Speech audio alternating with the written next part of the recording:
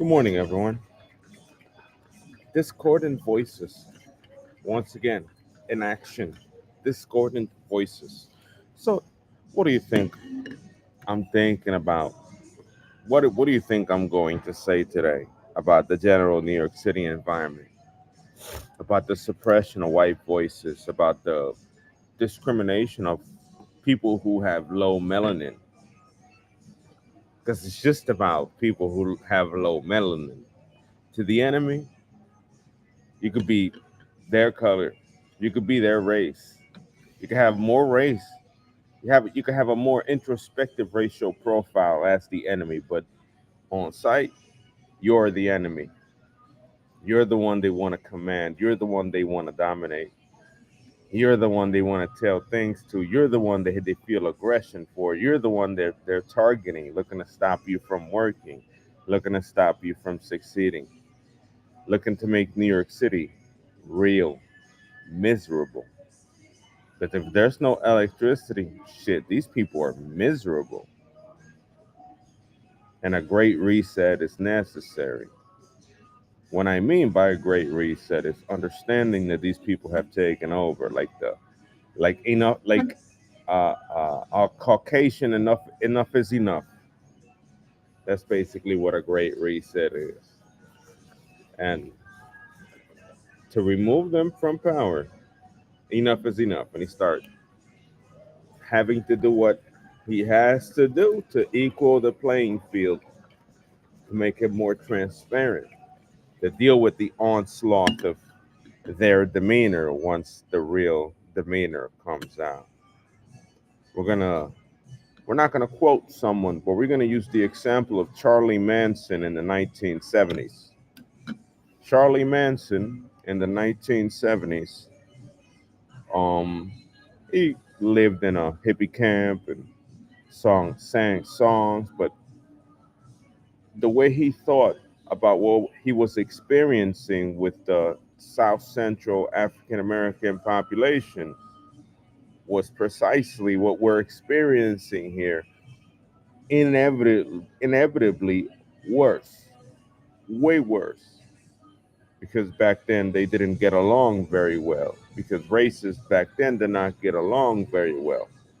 But he saw their speeches. He understood that this individualism, self-individualism, man, he saw that as a threat. In the manifesto, out of the many writings of Charlie Manson, under Helter Skelter, he wrote that these people are eventually going to do what we did to them, to us. These people are going to blame us, whites, of black crimes, and eventually the conspiracy theory or the belief of what really happened later on in a city like New York City and in other places in which the demographic has entirely changed. He had to unfortunately tell a couple girls and a couple guys from within a ranch or whatever to kill someone real important in the music industry and claim it was blacks. That's basically the That's basically the worst thing that Charlie Manson ever did, aside his beliefs, were slaughtering people in behalf of blacks or making it seem that they wanted to kill whomever was it at the Hills in Hollywood Hills that night, just to try to do a red herring.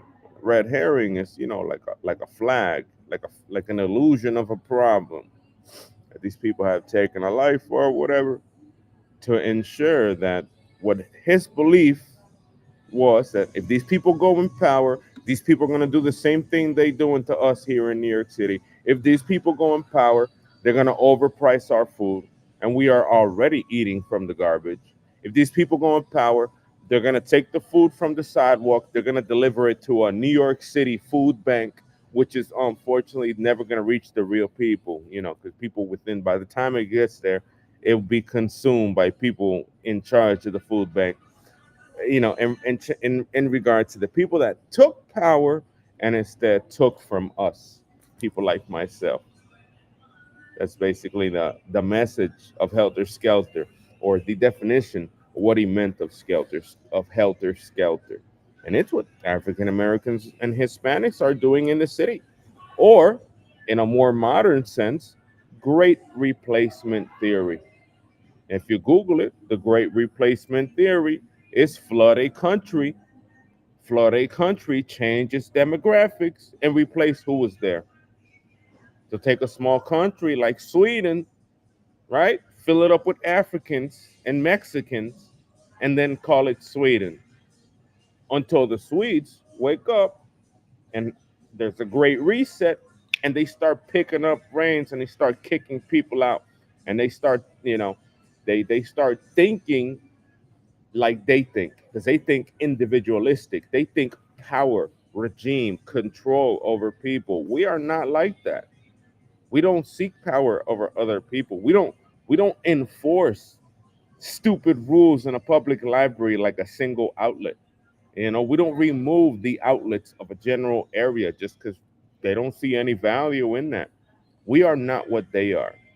And since BLM this way, the influx of Latin Americans, the whole demographic in New York City has changed. By census, it might show that they're whites. By census, but they're not there. They're dead. They moved already. This majority African American and Hispanic. I think Hispanics got greater ground than African Americans in this city. There's way more Hispanics in this city than African Americans. But the real issue is the African American. Why? Because he sees, he judges you by the color of your melanin. His behavior is only defined by the color of your skin. His demeanor changes based on how dark or how light is your skin. If I were to be a dark Hispanic, I wouldn't have a single problem in the city. I wouldn't have been assaulted in the train over my personal property. My computer wouldn't have been broken. None of these things would have happened because these people are visual. These people are like sharks. These people that their targets, they gotta confirm something. They confirm the lack of melanin in people to behave in a particular fashion, to laugh, to be belligerent, to be ignorant as hell. But it happened. The city has been replaced. The great replacement theory, at least geographically within the New York City area, has happened.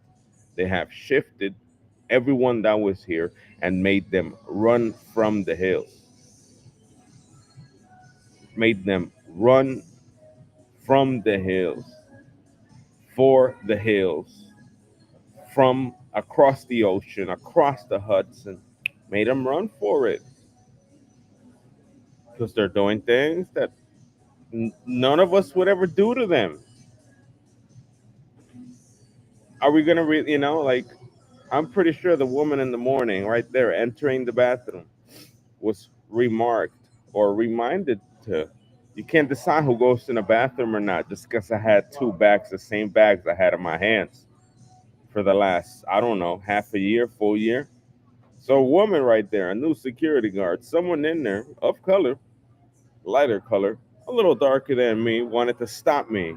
She already said, sir, wanted to stop me from using the facilities, the restroom facilities, over having two bags, a bag in each hand. Do you see that behavior? That's not white behavior.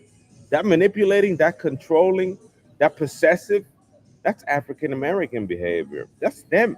That's what they do to everything if you're white. But if you're black, you get away with a lot of shit. You fly under their radar. All you gotta do is smile, show your dark melanin and white teeth and contrast around these people. These people pose a threat, just like Charlie Manson said it in the memoir. These people are gonna enslave us, abuse us, and jack up the price of food so we can't get any. My spine is showing right now. You know how many meals I have a day? One and a half. Not even one. Not even 2,000 calories a day. Why? Because it's only Hispanics and blacks running the show here. It's only these people running the show. The great replacement.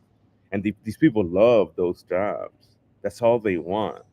They want access to the food. That's the first one that they're attracted to. They're not attractive on a high-rise job, a better paying job. Nah, they want to be in contact with the food at all times, the food we consume. And what happens to the price? We sell to high melanin people. Let me jack up this shit up. Food starts becoming more expensive and more expensive. And I'm seeing myself sacrificing my fucking health to be here.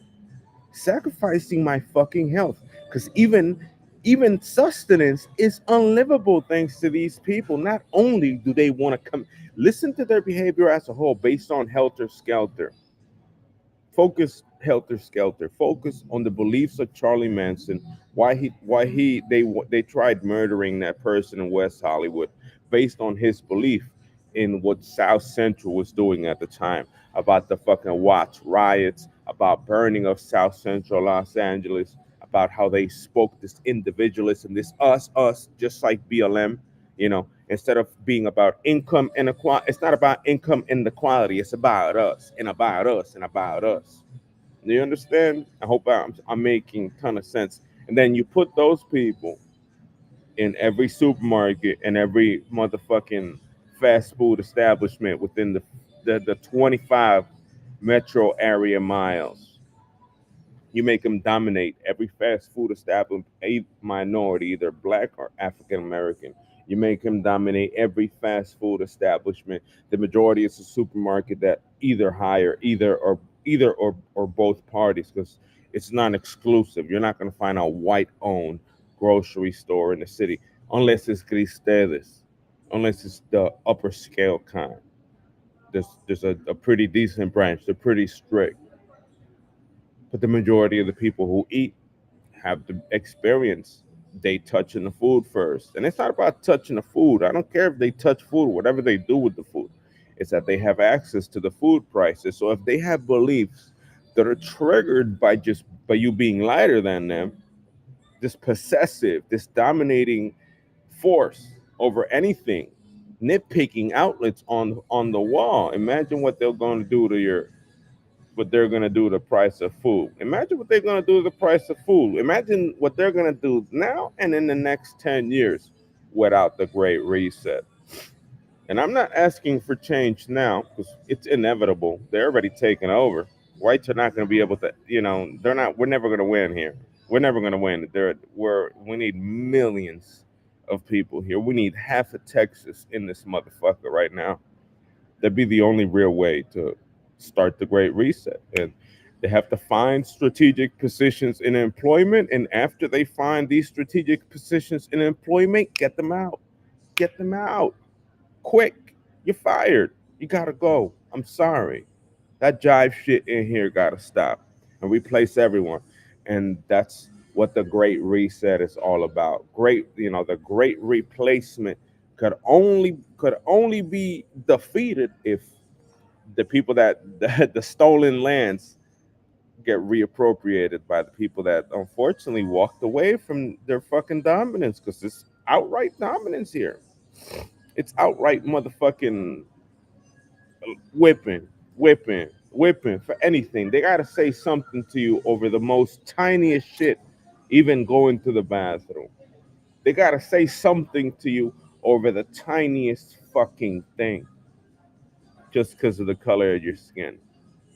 Because if not, they wouldn't even communicate. Why? Because unfortunately, their own kind is dangerous. And they understand that type of danger of maybe popping off at the mouth incorrectly against their own race. They know there's consequences of that too. So their target, the relief, the pressure that they get out, it's on me. It's on me. It's on other white people.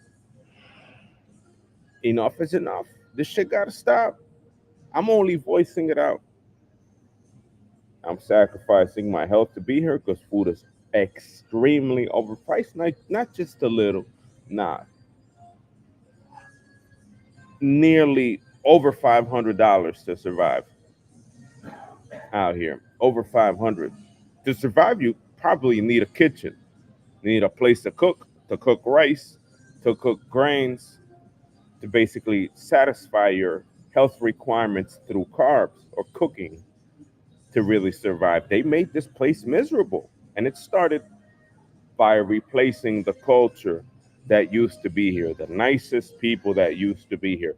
The nicest of New York was replaced by the worst of New York and by the worst of another country, of somewhere else.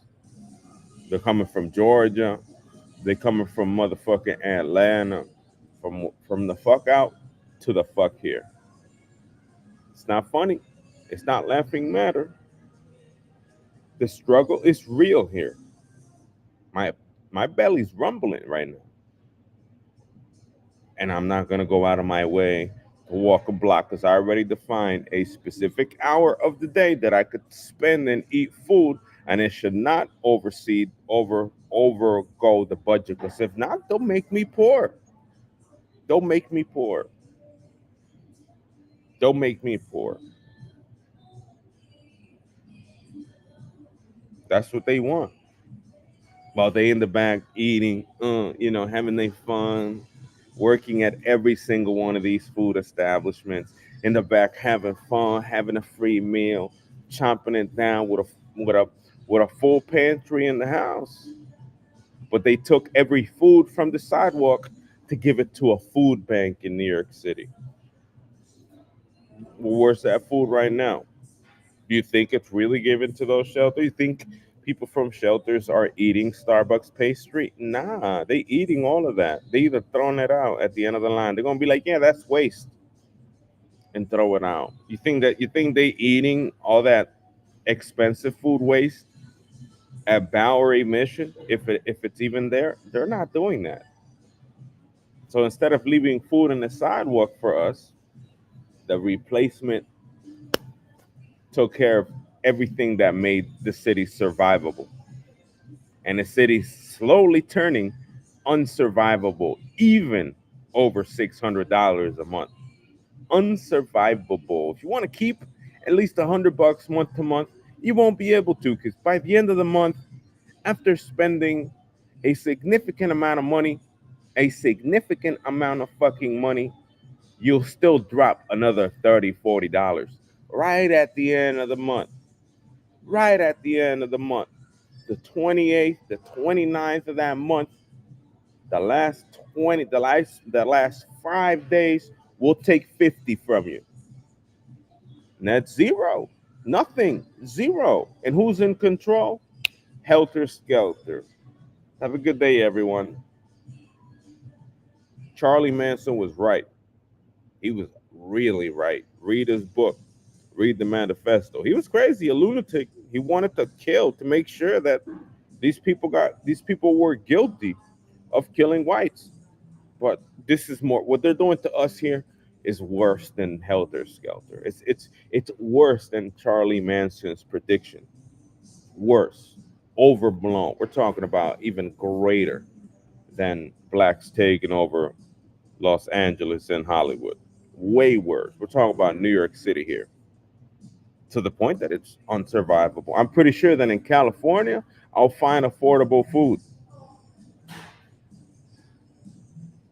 on point. Why? Because there's still a strong element, a strong equality. These people are not dominating the food supply over there, and there's sustenance. There's good food out there, and it's priced just right, so that you stick some money in the pocket month to month, and so that you're not blowing $600 a month on food alone. But they let them take over, and now you got the example.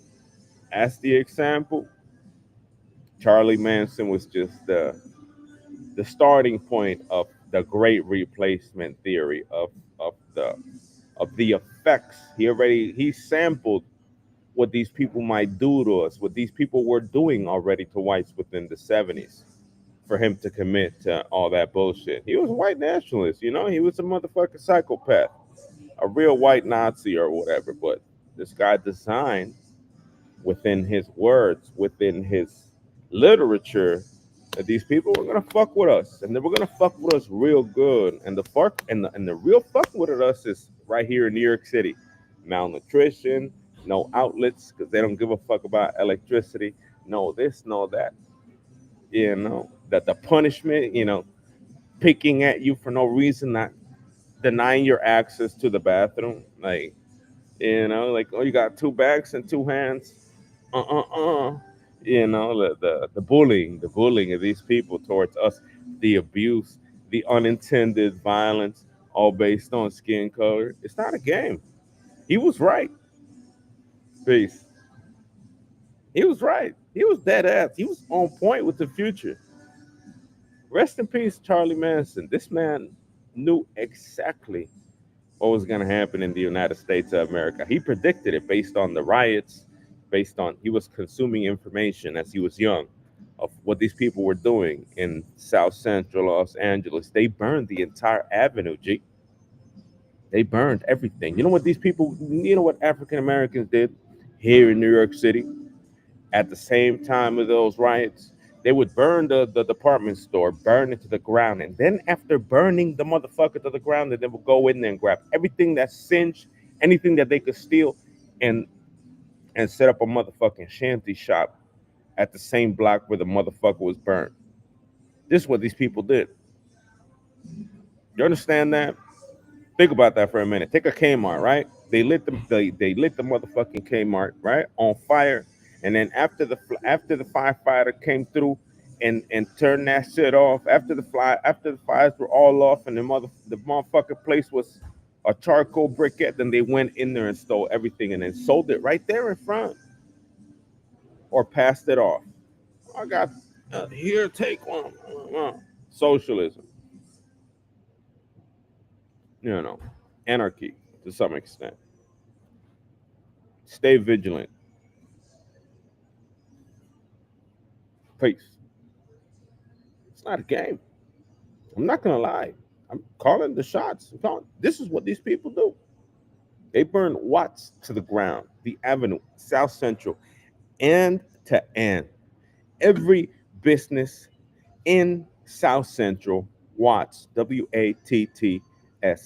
They burned every establishment all the way down because unfortunately white police officers didn't want them north of Watts. They did not want them that way. And if they caught someone, obviously gang related, north of town, north of Watts, they would get stopped. And police brutality was at an all time high, too. But that's basically where those riots started. Police wanted to keep these people, stay down. They're gang members, they earn something. If you cross this avenue, we is going to search you. There's a lot of white people sleeping. There's a lot of break-ins, a lot of robberies in Watts when Watts used to be, you know, before it became what it is now, Gang Central. But that's basically where the riots started. So they decided to burn everything across that avenue, everything, just because they were being stopped by police. A big fucking riot, gunshots, shotguns. We're talking about a motherfucking mass shootings up in that motherfucker for weeks, for weeks. And that was what Charlie Manson was consuming at the time. That's what Charlie was listening, hearing. And he said, when these people take over, these people gonna motherfucking do damage to us. We gotta do what we gotta do. They did it incorrectly. If it would have just stayed in literature, he would have been a motherfucking genius based on the great replacement theory. But he resorted to violence just to plant that African Americans killed those movie producers. His murders were in a twist just to make people seem that it was the enemy, technically. Peace. No more. I gotta comb my hair. See you guys Monday. Hopefully we trade the market tomorrow morning. It's June 1st. It's winter out here now. Winter. 43 degrees right now out there. Hopefully in the next 10 years we see snow by my birthday. Maybe when I'm 60, 75. It's like my birthday, I'm 72 years old and go, oh, snow. Bye bye. See you guys later.